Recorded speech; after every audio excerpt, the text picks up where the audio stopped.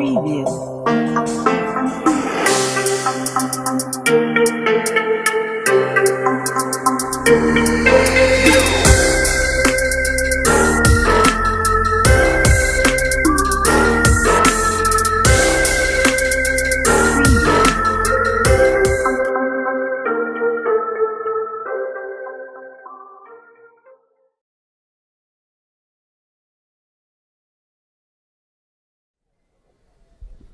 Hello everyone, we are live from Nagoya, Japan. This is Amazon RoboCup, and we are today here at Amazon Robotics Challenge. You're watching Amazon Remote Maker Studio. This is our second season. We started this season last year, about 2 months back. The first season was focused on building your basic robots. This season would be focused on building AI-enabled robots. So we're gonna start from here and go show you a lot of things which you can do with AWS. So first, we're gonna start with the little bit of intro of myself. I'm Anupam Mishra. I'm a solutions architect with Amazon Web Services and have been with the company for about 9.5 years. Worked across a lot of teams like Kindle, retail, Prime, etc. And right now I work with Amazon Web Services. Very excited to be part of this initiative. Very inspiring to know about a lot of people, things which they are doing and things which they could be doing based on possibilities. So with me, I have Jeremy as well. He's my guest host. Awesome. Well, great to meet everybody. So my name is Jeremy Wallace. I'm a solutions architect here at AWS. Super excited to be here in Nagoya, Japan. What you hear in the background here are some vacuums. That's a key piece of a lot of people's robots that they're building here today. And I got excited with this stuff ever since I met Todd and Anupam and we started hanging out at the Makerspace in San Francisco. So really excited to be here today and to learn more about what the contestants are doing.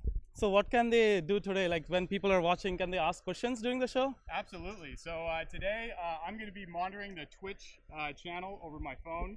So you'll see me looking down at my phone. When I look down at my phone, what that means is that I'll be looking for your questions. So I want you to send those in, and then as we're interviewing some of the different teams that are here today, we can ask them the questions that you guys have.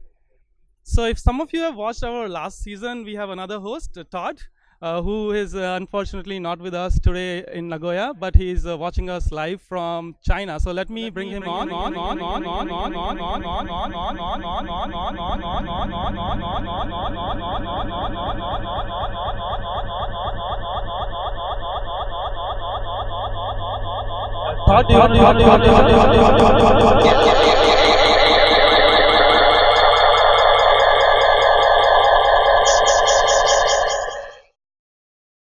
That I couldn't be with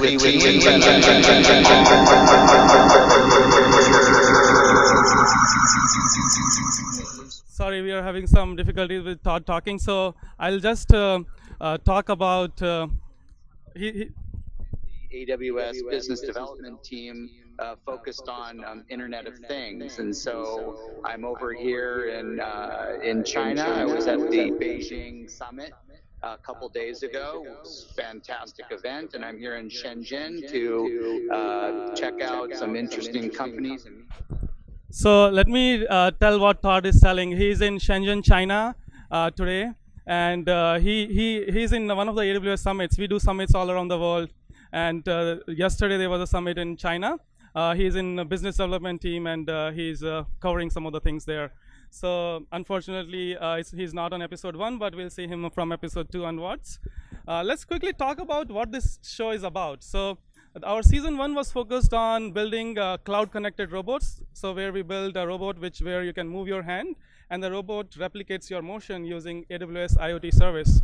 It's very, very scalable. You can have thousands or millions of machines in the field replicating those events using different sensors. So season 2, which is starting today, will focus on artificial intelligence enabled robots. So one of the use cases which we are covering is we'll show you how to build a robot where you can talk to it and tell it to do certain things. So you can tell the robot, hey, bring me object. The object could be a red box, blue box, and the robot will bring that object back to you. So we're gonna show you step by step how that can be built using various AWS services like Amazon Lex, Poly, recognition, MXNet, and a lot of things. The best part about using AWS is it's very easy to start, and you can scale to real world use cases whenever you want. There are thousands and thousands or hundreds of thousands of companies using different AWS services for different use cases. So let's jump into some of the things which are happening here. Along with me, I have Joey. Joey, do you want to introduce yourself? Hello, everybody. Looks like my audio is working.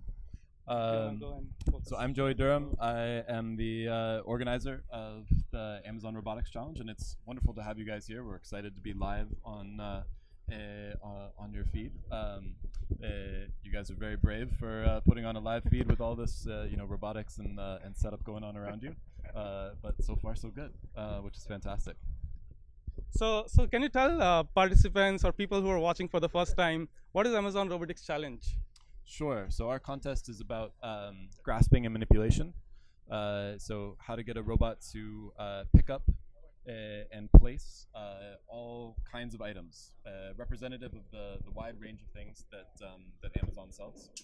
And so we have a couple of tasks. We have what we call a stow task, where there's an unstructured jumble of items, and the teams try to put the item, pick up each item and store it in an organized fashion. And then we have a pick task where they try and build a customer order from their structured storage of a bunch of items. Nice. So how did it all start? Well, we got started in 2015, and we're thinking about this big challenge in robotics of how do you grasp and recognize an incredible variety of things, and that's a industrial useful scale, right? So items need to be densely packed. They're very close to each other, and there's a huge variety of them. And there are many sub-pieces of that are just fundamentally unsolved problems in robotics. And so we decided we would try and put that out to the community as a challenge. Yep. To inspire research. We were hoping to get 5 or 6 teams, and we ended up having 45 express interest, and then 28 eventually showed up at ICRA for the very first picking challenge. And it was a little bit chaotic and a little bit messy, trying to get all of that together. But a fantastic start, and the community's been building since then. Nice. How's the participation so far? Like, where are the teams coming from? So we have 16 teams from all around the world. 4 teams from here in Japan, 4 teams from back in the US, 4 teams from Europe, and then also 4 teams from sort of various parts of Southeast Asia, India, Australia, Singapore, and Taiwan. Nice. So we're going to talk to some of the teams which Joey is mentioning here. We're going to go deep into what they have built, what are the lessons they have learned. So hopefully you can learn from their lessons and use them in your own initiatives, whenever you do them. Yeah, so I was wondering, we're going to be talking to all these different teams. What do you think is the most kind of difficult type of object to pick up? Well, I actually have a couple of objects here, if you wouldn't mind grabbing the tote, sure. And we can show folks on the stream. So we focus on variety. So we have a lot of different kinds of things. This is an official Amazon yellow tote. We use a lot of them. So we have things that range from the relatively simple. So this is a cardboard box of crayons, to the slightly more complicated. This is a plastic wrapped ice cube tray. To things that deform and change shape as you pick them up. So this is a tablecloth. And then things that are hard to see. So if I rummage down to the bottom here, how does this one show up on the video feed? Pick that up. It's Have you not seen only teams picking this successfully? I haven't noticed anyone in practice yet, but I'm sure we'll see somebody get it. So not only is it kind of clear, but it's also very shiny, and so it causes lots of reflections. You can see things behind it, and so it also tests whether your recognition system can understand, when things are behind a kind of see-through object. And then the last one I want to mention is our most classic item. For those of you who can see on the video stream, this is a mesh pencil cup. This is an item we've used every year because It's sort of the ultimate challenge. It's both see-through and doesn't have any. Well, it only has one surface at the bottom that's suctionable. So a lot of our teams, as you'll hear when you talk to them later, use airflow, use suction to try and pick up things. Right. And of course, you're not going to be able to suction the mesh on the pencil cup. So that's why it's one of our biggest challenges in terms of items. So what would you think if one of the teams wanted to successfully pick that up? If suction doesn't work, what other types of technology would they use in order to pick that up? So we've seen a bunch of teams sort of have suction as their main method for grasping, and then they'll also have a two-finger gripper of some kind to try and physically grasp or put a force closure around an object. We've also seen some very creative teams. Last year we had a team who only had a suction cup, but they had a suction cup that could sort of change its orientation. And so as they were coming in to pick up the pencil cup, it was standing up and there was no surface to suction. So they flicked it over with their suction cup and then suctioned the bottom surface. It was very impressive. Nice. So This cool. sounds amazing. Yeah. So folks who are watching and want to participate, this is an open competition, happens every year. So hopefully they can apply next year. Yeah, we usually put out the call for proposals in the fall and come up with the new rules. We always change it a little bit, raise the bar from year over year and introduce new interesting elements to the challenge. And it's super fun, right? It's Awesome. Yeah, it sounds a lot of work, as you'll hear from all the teams too. But their energy and the community we built around the challenge, it has just been wonderful. Thanks a lot for sharing everything, Jerry. Yeah, we are very excited. Enjoy the challenge. I hope everyone watching enjoys as well. Thank you. All right. So next. Wait, actually, we have one question from the Twitch feed. Might as well I get that through. So, go. What's the question? Oh, it's what is the most difficult object to grasp? So it sounds like we already went through that. Awesome. So thanks so much, Joe. Thanks a lot. Cool. Enjoy. Yeah. Thanks. So next, what we're gonna do is walk to some of the teams who are here, and we have some pre-recorded videos for 1 minute or a small segment where we show where the team came from. So we will play them while we walk towards them, and then once we walk, we'll talk to them, and you should ask questions about what those teams have done and how they did it. So let's go to team 1, which is Team Duke. They are from Duke University. Right. So let me play their video. How to Duke. Hello, my name is Mark Dralos. I'm from Duke University, and this is my second year at the Amazon Robotics Challenge. We've been working on building this robot over here to participate in the competition, and one of our big focuses has been developing software systems that are highly debuggable. So we have decomposed our entire process into a series of operations that the robot performs that we can step through one at a time, or we can tell the robot, do them all at once, but stop here and let us inspect something. We can also take the entire system state and save it out, examine it offline, reload it, modify it live. So it's highly debuggable, highly reconfigurable. We can make code changes while a run is happening. And this really makes it very easy to debug the robot and build the whole system, especially when you're trying to bring together a different code from many people and integrate scales and cameras and other sensors we have on our robot.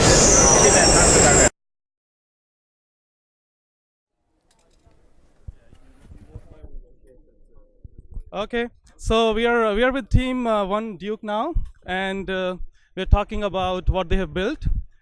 We have. Do you want to introduce? Hi, I'm Mark Dralos. I'm from Duke University on Team Duke. Awesome.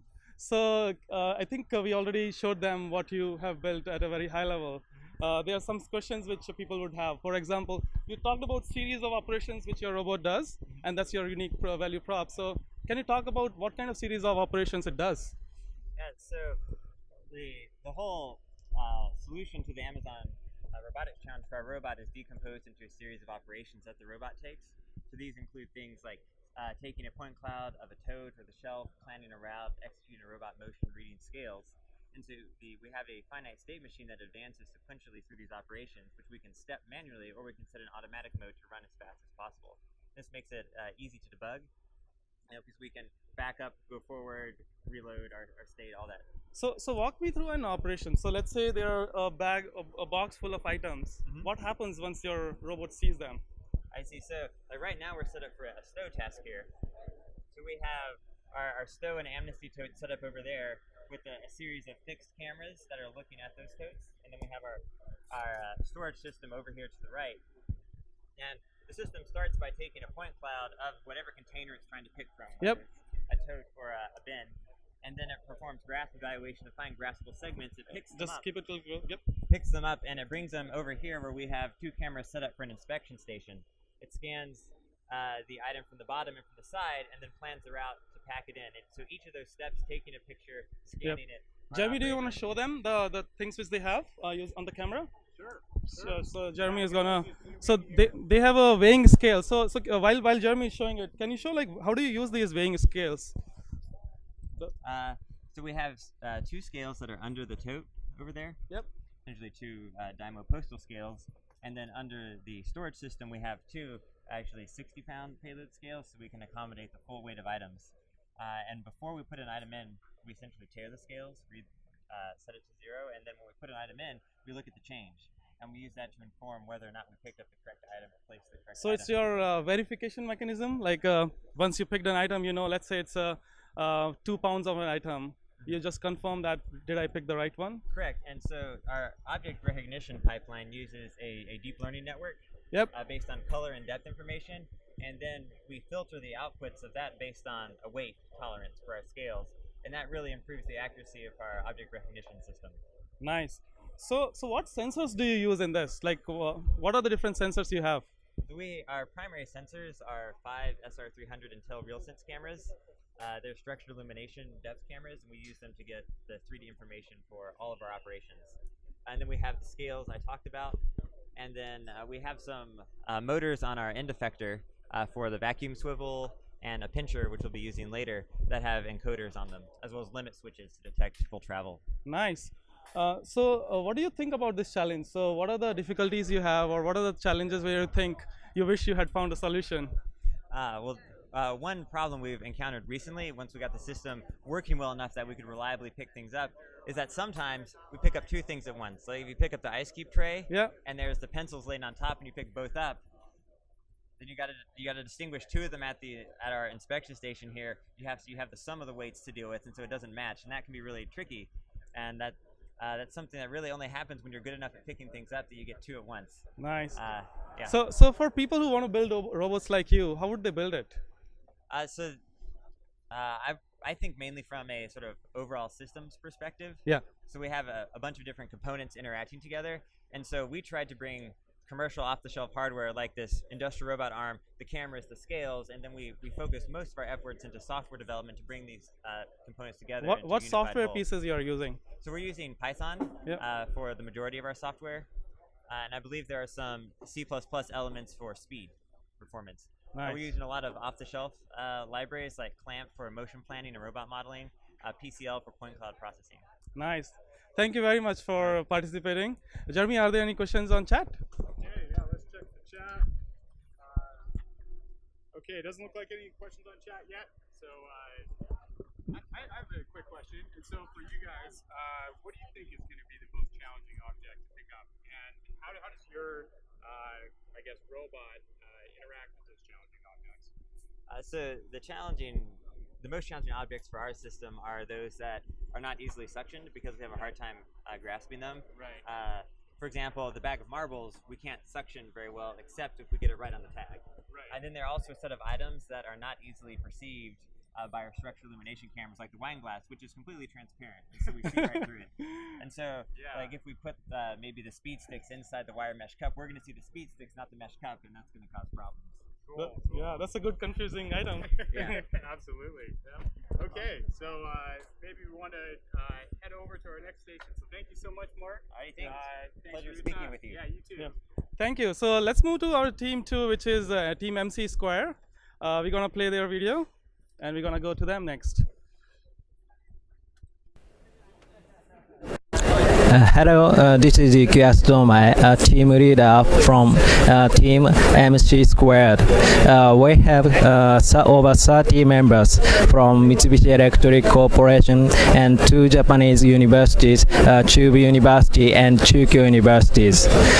This is the 3rd challenge of our team. From 2015, we challenged the Amazon Picking Challenge, and this is our system. And our robot system is based on 2 robot arms, and 2 robots works separately, and this is very efficient and fast. This is the main good point of our robot system.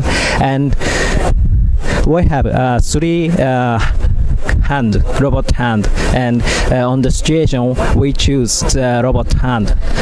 This is very efficient and applicable to various items. Thank you.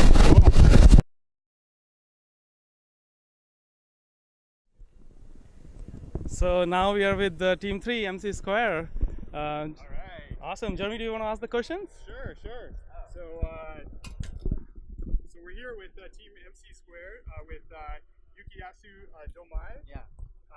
And it sounds like you guys have quite a large team. So maybe could you just run us through kind of what it's like to work with 30 different people? Yes. It's very difficult for work to change the slide. Our team consists of 2 universities and 1 industrial chief office, and Mitsubishi Electric Corporation and Chukyo University and Chukyo University. And they are very strong ties. For example, we have often collaboration and internship and something. So it's very easy to collaborate for this challenge. Right, and so you probably have different systems that are running for each different team. So if one team's working on one system, another team is working on another system, how do you guys work together so that you're kind of going forward in the same direction? In our team, we use just 1 system, and we develop the system by Mitsubishi Electric, and other universities develop the recognition. Okay. Great. Awesome. So you guys have been here a few years now with the challenge. What are some of the lessons you've learned from previous, goes at the challenge? It's very important thing is academic and industry collaboration is very important, and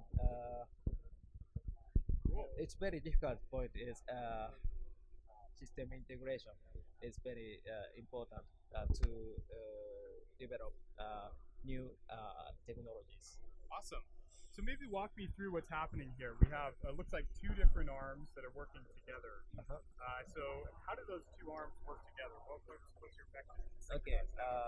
In this system, we have 3 handling devices, and the first robot has a powerful vacuum.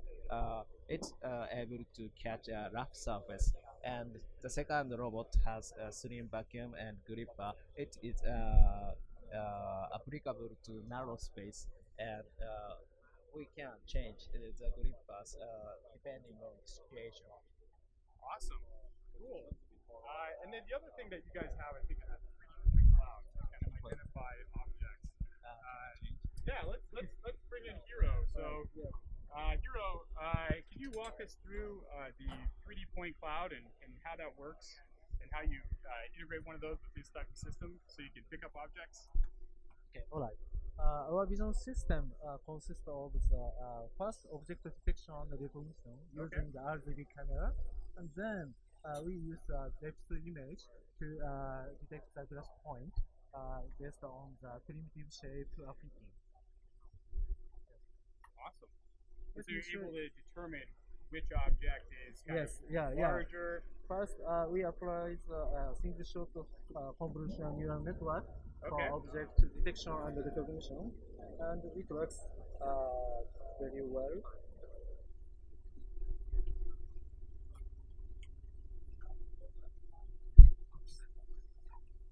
Yeah, like this.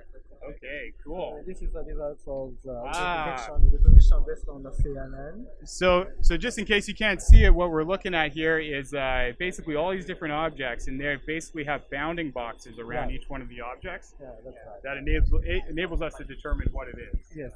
Then after this, we fix these primitive shapes to the bounding box to detect the glass point. Awesome. So the best spot to pick up. Yeah, the that's object, right. To try not to damage it or try not to to pick it up in the best way. Yes. Awesome. So let's see if we have any questions. Okay. So one of the questions is, what is the hardware of the robot? And so what's the hardware that you're using for the robot? Oh, maybe we'll bring Yuki back in. Yeah. We can ask that question. So what are the hardware that you use behind the robot? Okay.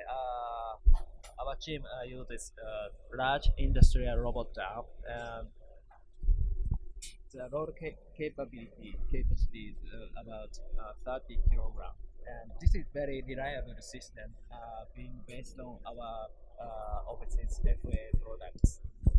And this is very fast and accurate system. Okay, awesome, cool. Well, thank you so much for your time, Yuki, and Hiro. Awesome to meet you. Yeah, good luck in the competition. Thanks. So let's move to our next team. It's team MIT and Princeton. Some of the best universities have come together. So we'll go to them next. Let's see what they have built.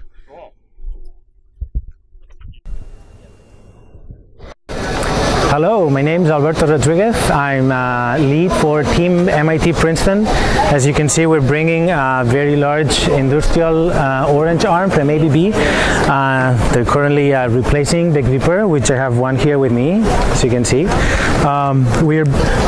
This is the third year we're competing, and as in previous year, we're combining suction with grasping. A gripper here. This year we have more density of tactile information in the gripper. We're using technology called gel side, which we hope to be able to showcase soon in the competition. So stay tuned.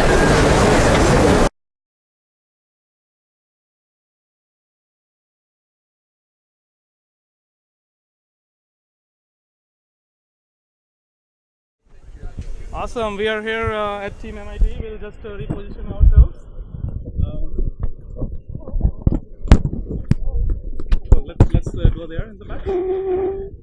Okay. Awesome. So Jeremy, let's show their.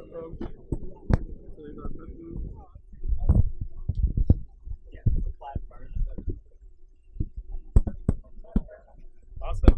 So Jeremy is showing, focusing on the robot which they have here. Pretty awesome, very good stuff. So let's talk about what they have built. Like so you have like some of the like MIT and Princeton working together. Mm-hmm. How did it start? Like how did you think about let's have these two universities work together?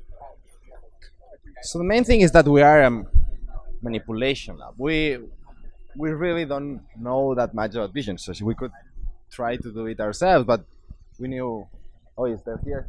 Shuran from Princeton and Andy, so we just figured that let's do the vision guys do vision. So you are from MIT. You're very good at controls. I'm a visiting student. In fact, I'm working with them at MIT. I'm from Barcelona, from Universitat Politécnica. So you thought MIT is very good at controls and Princeton is very good at vision. So let's have forces together. How do you collaborate? Like, do you have like meetings together every week, or what happens? How do you build this together? So it depended. On the beginning, we had like Skype meetings, not with all the full team, like with the team leader, with Professor Rodriguez and some other people. We meet with them and we try to discuss what we were doing so that they could help us. And then at the end, for the last month, they were in our lab every day. They were staying in Boston, so we were all of us together. So you had like half of the team shift sometimes to Boston, sometimes to Pittsburgh. Well, we should go there, but I think that they are just 2. We are like 10, so it's easier if they go. Awesome, yeah. So one of the things which is very unique in your system is you have an ABB arm, which is like used by a lot of industries. Yep. Can you tell more about why is that arm so different? Like, what is special about it? So you want to show their arm? Yeah. So one of the most important facts is that the arm by itself, it's not really that compliant. It's really precise, but it's not that compliant. So we need to use external things to make it compliant. For example, all our beans are sensorized. They have a weight sensor underneath. So when we are going to grasp an object, we always have to ourselves control when we touch the object so we don't crash anything. But on the other hand, we can really control precisely the position where we are. And we don't have any problem with grasping or sucking objects that weight a lot because our arm has enough power to move them around. So it gives you a lot of power, like you can lift heavy objects. Power and precision mainly, yeah. Yep. And you have a tactile gripper, right? Yeah. What does tactile gripper mean here? Do we have a gripper, Elliot? Do we have a spare gripper?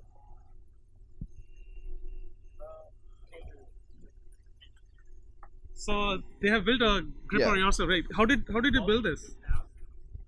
So the gripper, this part, it's a regular waist gripper. So this we didn't build. And then the parts that our team designed was mainly the fingers. The fingers, the spatulas, and this that we call the scorpion tail. So when this is in the grasping position, it's the scorpion tail is backwards. And then when we go to the forward position, which is for sucking, the scorpion tail deploys, and then we're able to suck objects. So how does it decide whether to use arm or suck? It depends. We have trained a bunch of suction and grasping points from our vision part, and then each of these suction and grasping points has a certain confidence. They say how likely it is to work, and then we have a high-level planner that's what decides at each point if we're going to go for a certain suction point or a certain other or a grasping point. And then it's the high-level planner with looking at all the different confidences and certain heuristics decides which decision to take. So at a very high level, do you want to walk through what happens when objects are placed in front of this robot? Like what are the different things it does at a high level? Okay, so the first thing that does it's different for stowing or picking. For stowing task, what it does, it tries to look for good suction and grasping points, which we train using neural networks. Then the high-level planner decides which object to go for, and if it has to, it's not really the object, which point to go for, and it decides whether it's grasping or suction. And then we call what we call our primitives, which are the ones which decide the exact movements, low-level movements of the robot. And then we can go either for grasping or for sucking. We go for the object, then we get it, and then we bring it to what we call the active vision position. We have 4 cameras for each bean. 2 of them are trying to find suction and grasping points, and 2 of them are used to look at the object once it's grasped or sucked. So we bring it in the active vision position, and then we look it from top and bottom, and we try to identify which object it is. So you pick an object and you find, oh, I picked a bottle, for example. Yeah. And then you decide what to do with this bottle. Yeah, that's for the stowing task, as we need to grasp all of the object. We just figured it was faster to just first grasp it and then decide which one it was. Nice. For the picking, we use what the vision team called the state tracker. We try to get images at the beginning so we can see at which position we place the objects, and we try to keep track of where each object is so we can identify it before grasping them. So if you want to talk about softwares which are used, which softwares are used to make this possible? So on our part, on the manipulation part, we're mainly using ROS, which probably everyone here uses. Robot operating system? Yeah. Yep. Which it combines C++ and Python. So all our main code is written in C++ or Python, and we combine it. Nice. All do right. you use any open source libraries? Not much? Not really. That I think maybe Vision. Cool. Do you use any open source libraries for Vision? Oh yeah, for deep learning we use the Torch. Oh, Yeah, nice. yeah. Cool. Thank you, team MIT and Princeton. Wish you very good luck. And thank you for coming to this challenge. Okay, thanks. Okay. Any questions from audience? We actually did get one question from the audience. Let's answer the audience question. So the audience question is, how do you train the models? So maybe if you run through the process that you use today to train the models. That Shuran's probably better to answer. How do you train the models? How do we train the deep learning model? Yep. Yeah, we just collect data and train it. So what's the specific question? Like, so let's say you have a lot of data which you've collected, a lot of images. Mhm. Once you have them, what kind of training you do? Like so we label, we have 3 different models, like the suction point prediction, grasping prediction, and also object recognition. So we need to collect both images and also the label, the ground truth, like where is a good suction point, where is a good grasping point, and then we train a model on that. Yeah. Nice. So you have a label data and then you feed it into a deep learning model? Yes, yes. Do you use any neural nets? So for the suction point and grasping point, it's more dense prediction. So it's like a segmentation network, and we use ResNet for that. Awesome. Thank you very much. All right. Let's move to next team. Okay, yeah, let's check out Carnegie Mellon. Thank you. So they're our next group here. Let's play their video. Let's play their video. Hi, my name's Matt Lauer, and I'm representing Carnegie Mellon University with Team Plaid. This is our robot, and this is our second year here. It's my first personally, so we're really proud to have a lot of our legacy equipment here and a lot of new ideas as well. And this year, our true pride and joy is that we're using all plans from the Search-Based Planning Lab. So we're using their new Experience Graph Planner to cache a lot of trajectories and really make our motion planning a lot faster. And we're really excited to compete, and I'm hoping we'll have a good performance.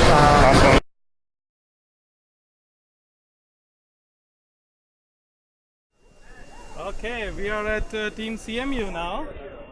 The team is here, working very hard on making some final pushes to their robot. Jeremy, shall we show their video here? Hey, awesome! Glad to have you. Are we live? Yeah, we are live. Cool. So let me give you your mic. What's this guy? Okay. And then Just want me to go up to the... no, just keep it in your hand. All right. Awesome. So we were talking to them yesterday.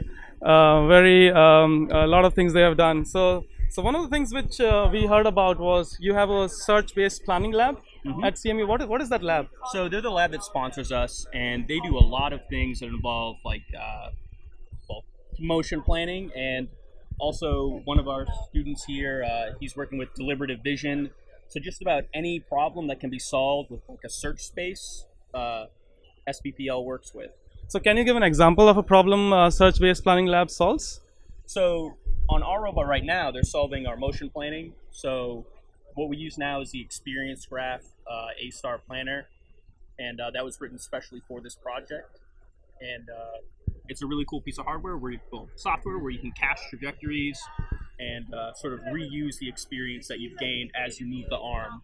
So every time this arm moves, it remembers where it went, and we can then use those trajectories over again. So give an example. So let's say you have an object. What happens next? So we've got an object in our mitts. Yeah. We'll move to some standard pose that we know is like a safe pose. We'll move along the slider to a position that's close to a drop-off box, and then we're just gonna move over top that box, make sure that we're not too high, and then cut suction and let it go. So you want to drop it from a safe height? Yeah. So 15 centimeters is like the height to be under. Yeah. So that's what we're. So what is motion planning? I think you do a lot of motion planning here. What is motion planning for those who don't know? So the robot, it has a starting position and it's got a goal, and getting between those 2 points is not trivial. A lot of people are working on this issue, and that's one of the big focuses of the Search-Based Planning Lab. So what we do here is we sort of break up every single way the robot could move into like a few different directions. Yep. And then we've got discrete states in between, so maybe like about 1 degree of difference. And there's this huge space that's 7-dimensional where you can move, all the joints in all directions. And using some pretty sophisticated heuristics and using those trajectories that we remember from the past, we slowly search that big state space until we find a link between our start and our goal. Oh, wow. It's like a graph path, right? Exactly. It's like planning on a graph. So you remember what paths I've taken before, and you know how to go from point A to point B. Yeah. So what we say is, I'm in like pose 2 and I want to get to pose 3. Yep. Well, that's a really common plan. We've done it before. So we remember what the basic path is, and we search along that path again, make sure that a new collision object isn't in the way or something, and then we just reuse what we did. Nice. So I'm sure a lot of robots will have really consistent motions, and that's what we're hoping to see out of ours as well. Any questions? Okay, yeah, so we got a couple questions on Twitch, so let's go ahead. So one of them is what sort of data structure do you store trajectory in? So we just have a text file because that's fairly simple. We print out what the joint states are, and then we interpolate between them. So they're normally off by like a couple degrees. It's really just that simple. It's like a comma-separated list that we read off of the file. Awesome. And then how much time is given to learn a new object? And is that something that you do in the competition, or is that something you can do here? So the time is as much as possible. What we did for our known set of objects is we took about 800 images or so of individual objects in a jumble, flipping them upside down, perturbing them a lot. And then we trained those with Caffe for about 60 hours or so. And we trained a couple different models. So altogether, it's a few hundred hours of training. And those items, we can see them really well because we trained for so long. And then with the new item set, we're only going to get half an hour to train, but half of that's going to be data collection as well. So we have one model that's going to be 60 hours and one that's going to be 15 minutes. And the really tricky part is getting a good model in those 15 minutes and combining them in a way that is appropriate. Because if your 15-minute model is giving you bad data, how can you tell that it's bad? Because the computer doesn't have like your vision to guess it and check. Awesome. Makes sense. Cool. Awesome. Great work. Yeah. Well, thanks so much for your time. Yeah, thanks for having me. And good luck today in the competition. Sure, we'll need it. Yeah. Thank you. So next we'll go to Team NIMRO. So let's play their video. Hi, my name is Max Schwarz and I'm from the University of Bonn in Germany. We've been participating in the Amazon Robotics Challenge since last year. And behind me you can see our robot. The special thing about our robot is that it has two arms, so we try to save time by doing things in parallel. The other special thing about our robot is that we can learn really quickly from new examples. So when we need to get used to new objects, we can capture data here on site, train our neural networks, recognize them, and then do the performance here.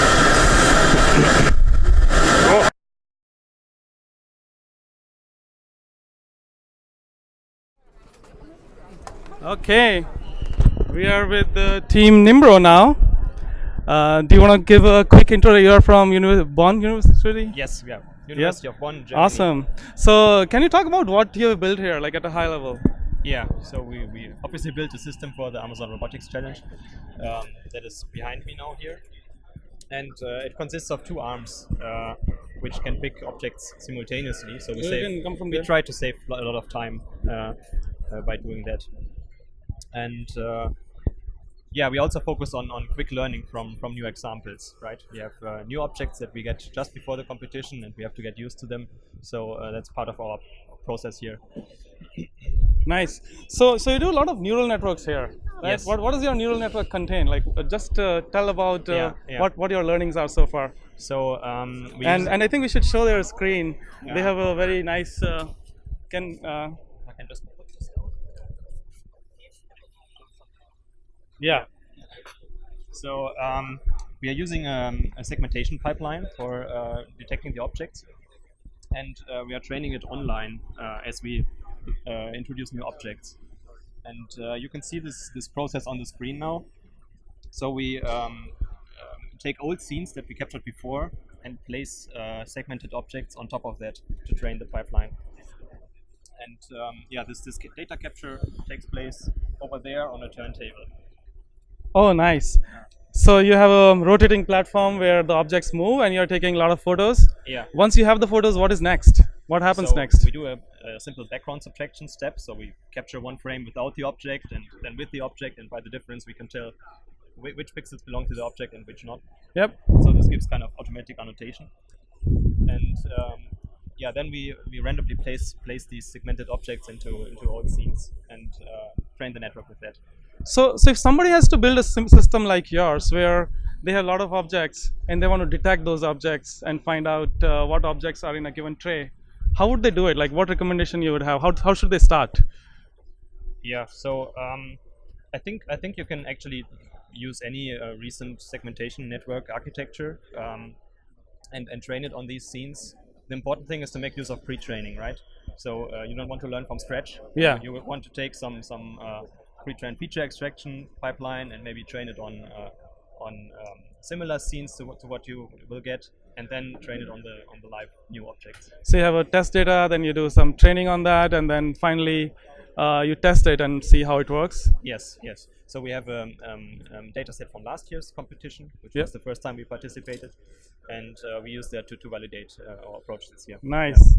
So and once you have the training done, you're using like very good graphs here and very cool images. What software is that? So the training framework that we use is Torch, which is a Lua-based deep learning framework, and visualization is done by Wisdom, which is software developed at Facebook Research. So it's open source software which others can use. Yes. And how does that? What inputs do you give to that? So yeah, we will see what happens after the competition. So we will release our source code certainly. Nice. And yeah, make it available for other people to use. Any questions, Jeremy? Cool. Well, I just wanted to jump in, and if you're just joining us now, what we're doing here at the Amazon Robotics Challenge, what these teams are trying to accomplish, is basically just to pick up an object as well as to stow an object.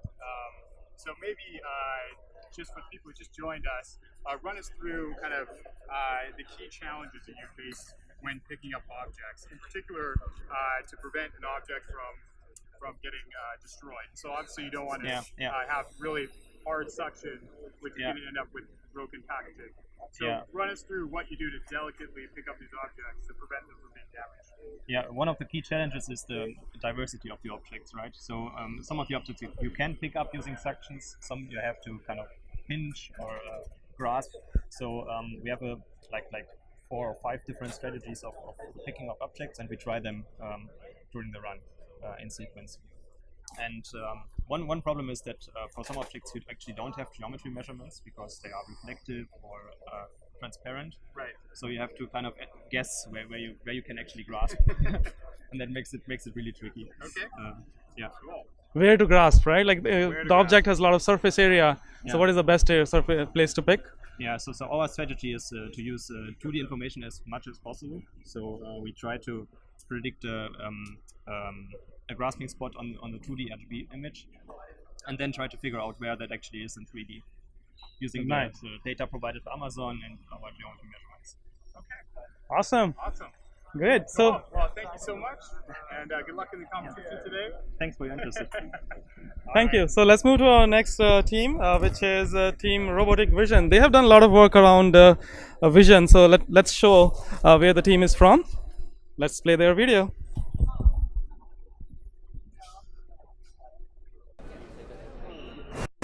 Alright, hi everyone, I'm Chris Leonard, I'm from Team ACRV. We are from Brisbane, Australia, and we are Queensland University of Technology.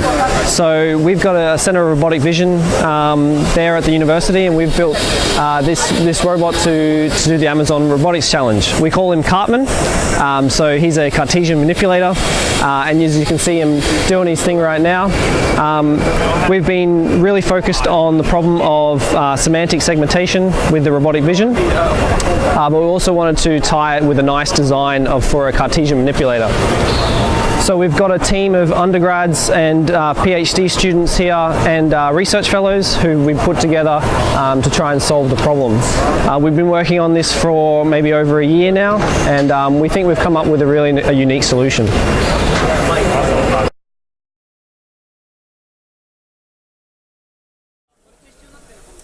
Okay, we are, you can hold this one. Okay, we are with the Team ACRV. Yes, do I like it? So we're just getting set up here with the robotic vision group. They're out of Australia. Do I like that? Yeah, so not too far away. Not too far of a trip. Yeah, you say that, right? Awesome. So maybe let's just do a quick introduction into your robot. Maybe you can just walk us through kind of how you guys have built it and the technology that you're using today. Yeah, so as you said, we are from Australia. We actually 4 universities that work together on this one. And so we built Cartman, the robot that you see back there. And it's a Cartesian manipulator that does things slightly different to what we did last year. So maybe Adam can go a bit more into the details. Yeah. So my name's Adam. I'm a PhD student in the Australian Centre for Robotic Vision, and yeah, this is our robot Cartman.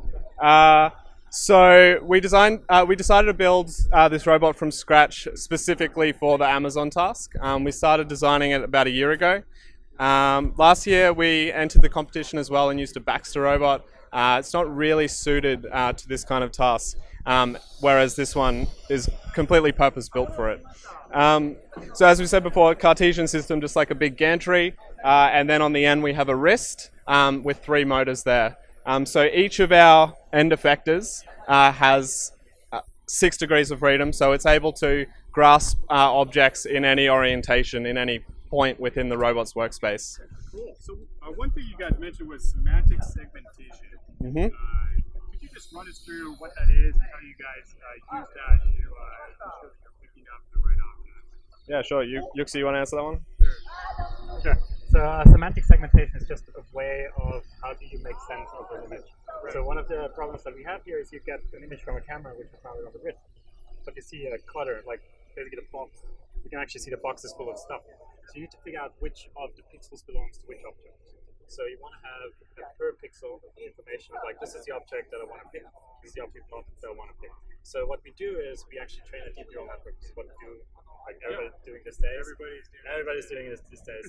So what you usually do is you actually segment things first, and like this is a cluster of things, and this is a cluster of things. And these pixels belong together, but you don't know what object that is.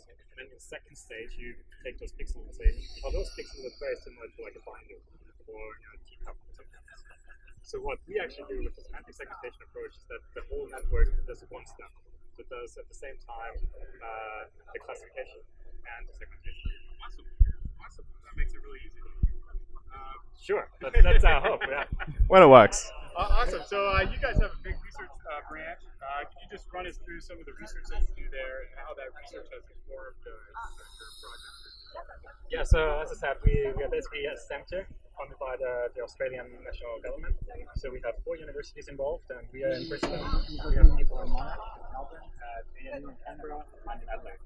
So Adelaide is having a lot of research done on computer vision. So the vision system that is semantic segmentation is coming from Adelaide. In Brisbane, we're doing lots of robotics, like actually building hardware, like you see here.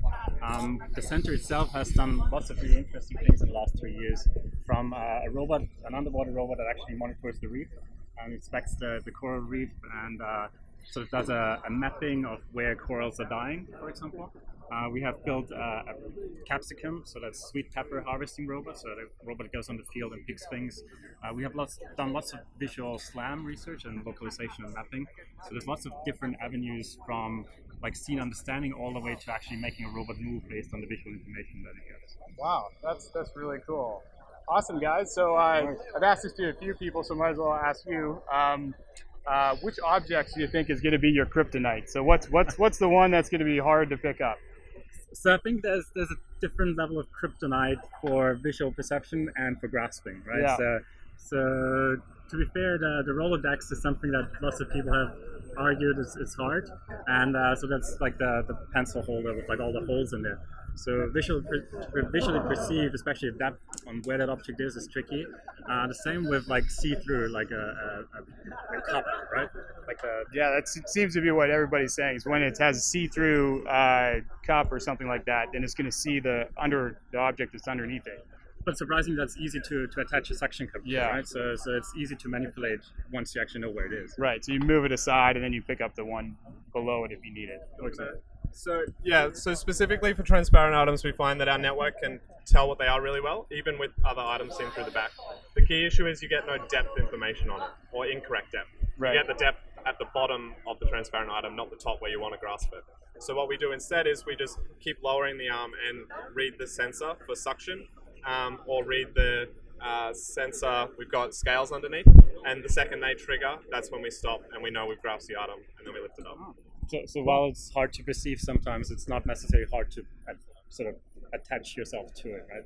So yeah. that's where the kryptonite is a bit tricky between the vision system and the robotic system. But that's what we do. We try to put those things together. Right? Absolutely. Okay, well, thanks again, guys. Pleasure. And good luck today. Thank you. In your challenge. All right.